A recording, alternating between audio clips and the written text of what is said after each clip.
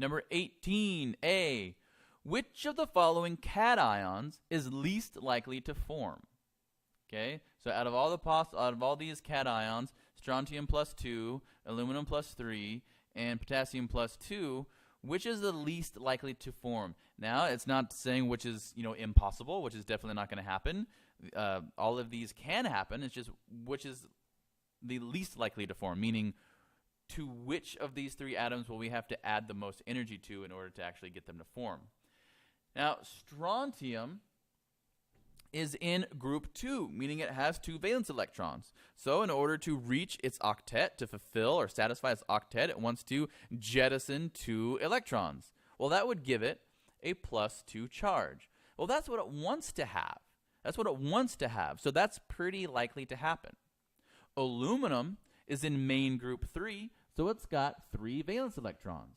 And so in order to reach its noble gas electron configuration, it wants to jettison 3 electrons. And so leaving it with a +3 charge. And so aluminum plus 3 is actually a pretty common form of aluminum. Potassium, however, is in main group 1. So it's only got 1 valence electron. And so a potassium plus 2 would require that we lost 2 electrons.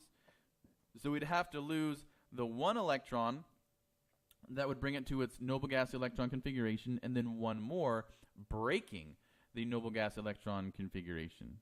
Okay, so actually I wrote this wrong here. The least likely to form would be potassium 2+, right?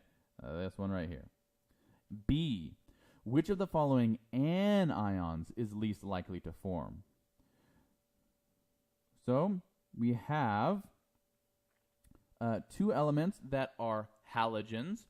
1 element that is a chalcogen. You guys don't know that term. It's in the oxygen group, in group 16. And so we have 2 elements that only need to gain 1 electron in order to satisfy their octet. You can tell because it's an iodine -1, chlorine -1. But oxygen needs 2 electrons to satisfy its octet, to get a noble gas electron configuration.